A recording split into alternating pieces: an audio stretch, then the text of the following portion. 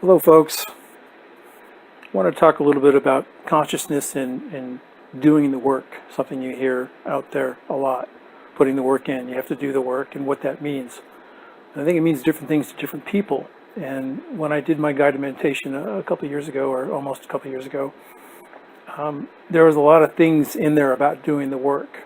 A lot of it references it, but what I thought I felt kind of compelled to do here was to just kind of put some things out there, so when people were wondering, well, what's doing the work mean? Well, this is what it means to me.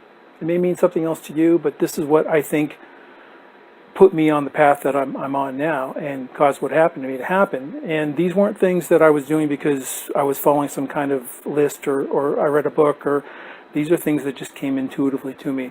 And I think that they came to me in order for me to be able to help people at this point in time. So the first thing is reflective meditation, which is something I did a lot of. And when I hit probably my mid-30s, I started kind of dissecting my life a lot. You know, I had been married, I had kids, and family, all these relationships that I had, and most of them were good, but you know, sometimes they're not. And when bad things happen, you have to reflect and ask yourself why. What are the lessons learned? Because nothing happens on accident, at least in my opinion. So there's different ways to look at this world. Some people, you know, I tend to look at it like a play or a game. Some people call it illusion, but to me it's like a play in the sense that we all come into this world with a role to play, and we choose to play it, and we have a specific path that we're going to walk down.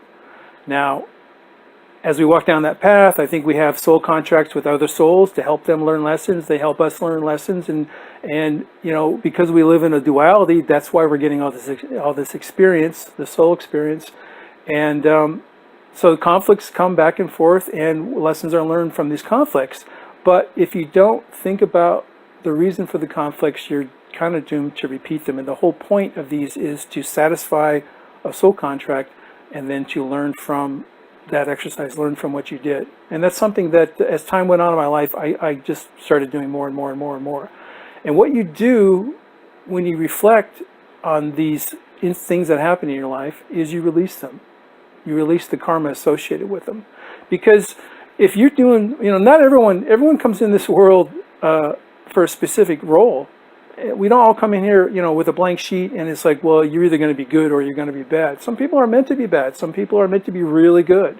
Most of us are somewhere in the middle. So you can't fault people that do crappy things. You just need to be thankful that that's not your responsibility, that you're not the one that has to do them. That's the way I look at it. So these reflections are basically, they're meditations, but they're not structured. They're just you sitting down, spending the time to think about these life lessons, this trauma that you've endured, or these conflicts that you've had throughout your life with different people, and why you've had them, what lessons you've learned, what lessons they've learned, and when people have hurt you, what lessons you learned, or you know, it's all about growth and experience. And when you can start looking at the bad things that happen in your life through that lens, things start to become clearer, I think. So the important thing to remember is you choose this. You chose this. We all chose this.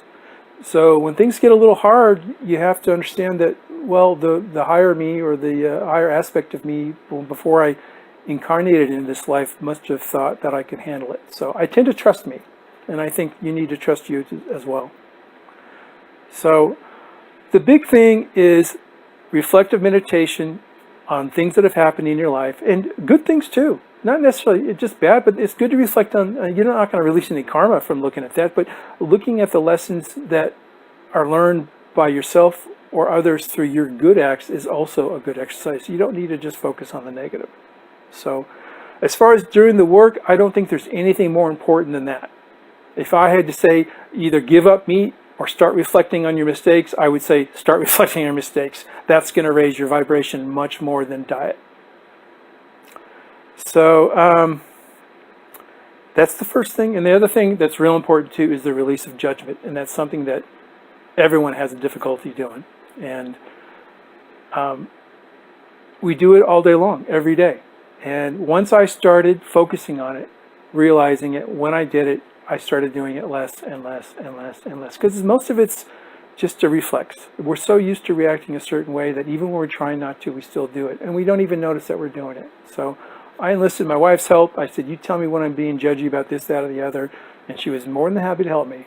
And I've gotten a lot better at it. And I think that if you start putting these things to practice in your life, that's what doing the work means. And that's when things can really make a change. That's how you're going to raise your vibration.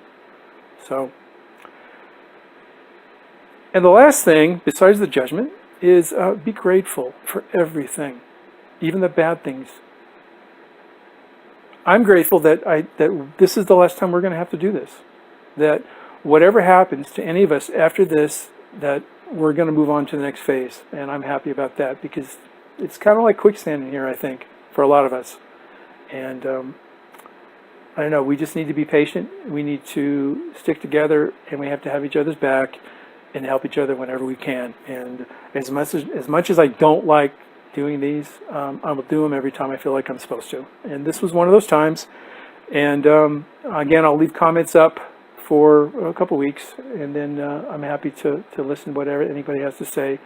And I wish everyone good luck on their journey, on their path, and I look forward to hearing from anybody's feedback. As always, my email and website are in the comments, and I welcome any feedback. Thank you, and God bless you all. Bye-bye.